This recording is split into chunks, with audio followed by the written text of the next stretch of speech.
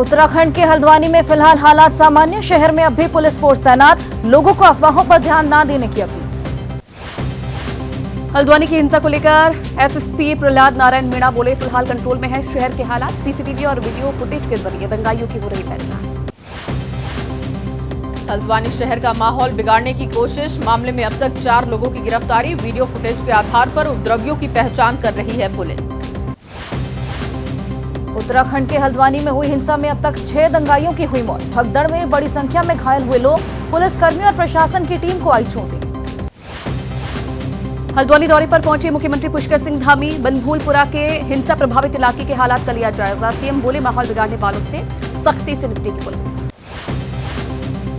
उत्तराखंड के मुख्यमंत्री पुष्कर सिंह धामी का बयान, पुलिस टीम पर सुनियोजित तरीके से किया गया हमला, मीडिया कर्मियों के ऊपर भी अटैक हुआ, उपद्रवियों को कड़ी कार्रवाई करेगी सरकार।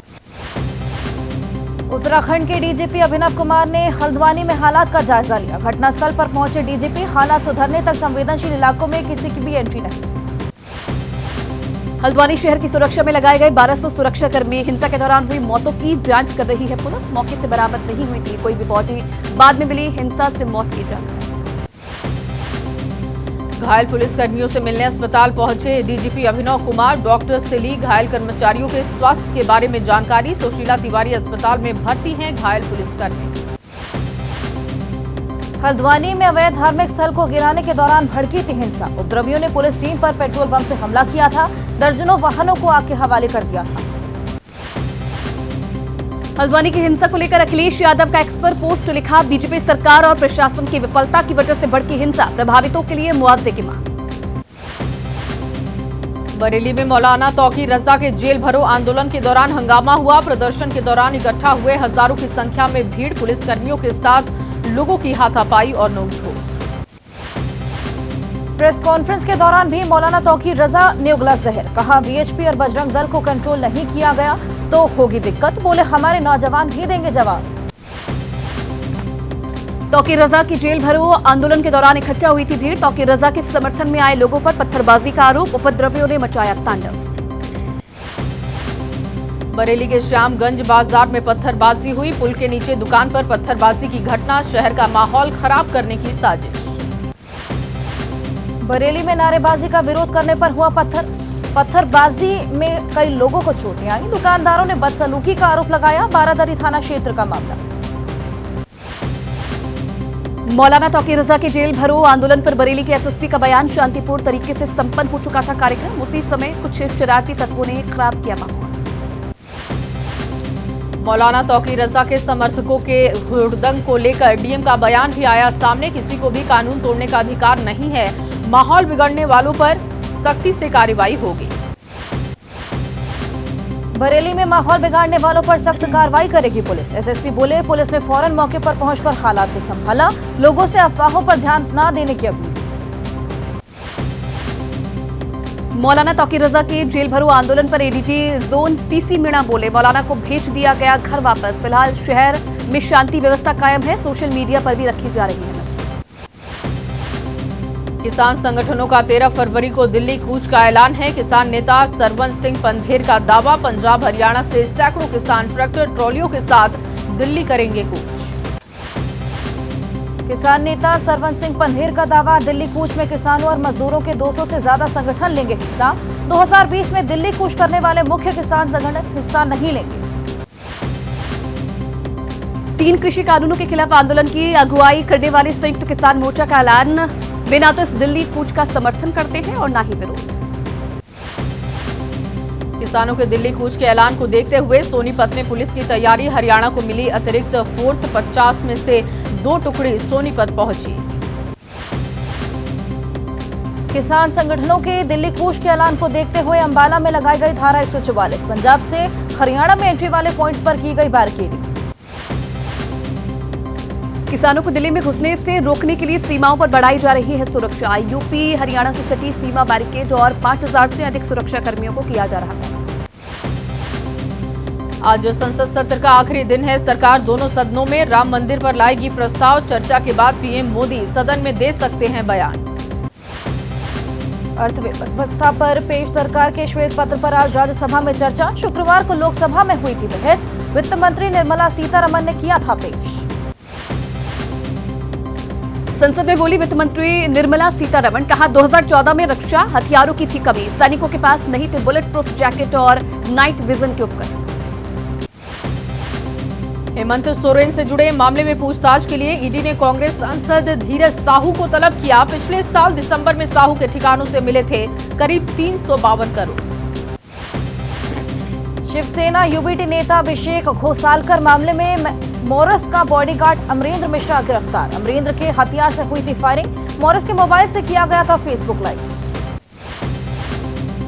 कांग्रेस नेता नाना पटोले ने महाराष्ट्र में लगाया गुंडाराज का आरोप, कहा लोगों को गोली मारने का काम कर रही है शिंदे और अजीत पवार की सरकार। शिंदे ने तड़ीपार लोगों को पार्टी में रखा। एनसीपी नेता छगन भुजबल को दी गई धमकी, अज्ञात शख्स ने पत्र भेजकर धमकी दी है। छगन भुजबल के समर्थकों ने सुरक्षा बढ़ाने की मांग की। विकसित भारत विकसित गुजरात कार्यक्रम को संबोधित करेंगे पीएम मोदी। वीडियो कॉन्फ्रेंसिंग के जरिए 1 लाख से अधिक घरों का उद्घाटन करेंगे। गुजरात के सभी जिलों में कार्यक्रम होगा। 14 फरवरी को अबू धाबी में पीएम मोदी करेंगे स्वामी नारायण मंदिर का उद्घाटन। अखिल भारतीय अखाड़ा परिषद के अध्यक्ष श्रीमंत महंत रविंद्र पुरी ने बताया सनातन परंपरा के लिए गौरव का क्षण। केंद्रीय गृह मंत्री अमित शाह का आज कर्नाटक का दौरा है। लोकसभा चुनाव की तैयारियों को लेकर कर्नाटक बीजेपी के नेताओं के साथ मंथन करेंगे। दिल्ली में अमित शाह से मिले राष्ट्रीय लोक जनता दल के नेता उपेंद्र कुशवाहा। बिहार के मौजूदा राजनीतिक हालात पर हुई चर्चा। लोकसभा चुनाव की रणनीति पर बातचीत। बिहार के पूर्व मुख्यमंत्री जीतन राम मांझी का ट्वीट, सत्ता मायने नहीं रखती, गरीबों की आवाज उठती रही, यही काफी है। एचएएम मोदी जी के साथ थे, हैं और रहेंगे। बिहार में फ्लोर टेस्ट से पहले विधायकों को एकजुट रखने की कवायद है। मंत्री श्रवण कुमार के आवास पर जेडीयू विधायकों को भोज पर आमंत्रित किया गया। आरजेडी ने किया जेडीयू में टूट का दावा। आज से 2 दिन तक बोधगया में रहेंगे बिहार बीजेपी के सभी विधायक। 2 दिन का प्रशिक्षण शिविर किया गया आयोजित। बिहार बीजेपी के बड़े नेता भी शामिल हुए। सीवान के पूर्व सांसद मोहम्मद शहाबुद्दीन की पत्नी हिना शहाब की जेडीयू में जाने की चर्चा। शहाब ने एक कार्यक्रम में कहा कि मेरे लिए सभी रंग एक बराबर है, हरा पीला लाल गेरुआ कोई कलर गैर नहीं। बिहार में शिक्षा विभाग के अपर सचिव के पाठक का मधुबनी का दौरा। दौरे से अधिकारियों में हड़कंप। टीचर और ट्रेनिंग कॉलेज के साथ ही कई स्कूलों का किया निरीक्षण। आज एनसीपी में शामिल होंगे कांग्रेस छोड़ने वाले नेता बाबा सिद्दीकी। अजीत पवार समेत तमाम बड़े नेता रहेंगे मौजूद। बाबा सिद्दीकी के बेटे जीशान बांद्रा से हैं कांग्रेस विधायक। मनसे प्रमुख राज ठाकरे ने की शिवसेना के संस्थापक बाला साहेब ठाकरे को भारत रत्न देने की मांग। कहा एस स्वामीनाथन को पहले मिलना चाहिए था सम्मान। शिवसेना यूबीटी नेता सांसद संजय राउत, अमरावती से सांसद नवनीत राणा की भी बाल साहब ठाकरे को भारत रत्न देने की मांग है। कहा बाल साहब का महाराष्ट्र के लिए बड़ा योगदान रहा है। शिवसेना उद्धव गुट की नेता प्रियंका चतुर्वेदी ने कहा सावरकर को भी मिले भारत रत्न। महाराष्ट्र से हमारी रही मांग, उम्मीद है कि पूरी की जाएगी। पश्चिम बंगाल बीजेपी नेता सुकांत मजूमदार ने कहा कि प्रधानमंत्री ने निष्पक्ष होकर सभी सम्मानों का वितरण किया है। हमारी सरकार ने पार्टी नहीं देखी, काम दिखाया। बंगाल जमाते उलेमा हिंद के अध्यक्ष मौलाना सिद्दीकुल्लाह चौधरी का बयान सामने आया। कहा तानाशाही तरीके से ज्ञानवापी में की जा रही है पूजा। अगर यूपी के मंत्री कोलकाता आए तो होगा घेराव। कांग्रेस नेता कमलनाथ ने बीजेपी में शामिल होने की खबरों का खंडन किया। एबीपी न्यूज से कहा ये सब गलत है, ऐसी कोई बात नहीं। एमपी कांग्रेस के नेता कमलनाथ ने सोनिया गांधी से मुलाकात की है। सूत्रों के मुताबिक खुद राज्यसभा और बेटी के लिए छिंदवाड़ा लोकसभा सीट से टिकट चाहते हैं कमलनाथ। एमपी के पूर्व मंत्री विजेंद्र यादव बोले झूठी है कैग की रिपोर्ट। कैग रिपोर्ट ने कई विभागों में हुई गड़बड़ियों के किए हैं खुलासे। अरविंद केजरीवाल का आज पंजाब से का 2 दिवसीय दौरा। खन्ना और खंडूर साहिब में करेंगे रैली। घर घर राशन स्कीम की शुरुआत करेंगे। बीजेपी अध्यक्ष जेपी नड्डा ने सुशासन महोत्सव में कहा गुड गवर्नेंस कोई स्लोगन नहीं, एक स्पिरिट है। पहले गुड गवर्नेंस की बात करते करते सरकारें बैड गवर्नेंस में बदल गई। तेलंगाना बीजेपी में दिखी गुटबाजी। निजाम के बाद लोकसभा के बीजेपी कार्यकर्ता ने हैदराबाद में बीजेपी ऑफिस पर प्रदर्शन किया। बीजेपी नेता ए धर्मपुरी को टिकट नहीं देने की मांग की। पुणे में बीजेपी कार्यकर्ताओं ने पत्रकार निखिल बागले का विरोध किया। जर्नलिस्ट के खिलाफ नारेबाजी की। पीएम मोदी और आडवाणी पर टिप्पणी की। दिल्ली सरकार का बड़ा ऐलान, लाई जाएगी one time water bill settlement scheme. सरकार का दावा, लोगों को गलत पानी के बिल की समस्या से मिलेगा छुटकारा।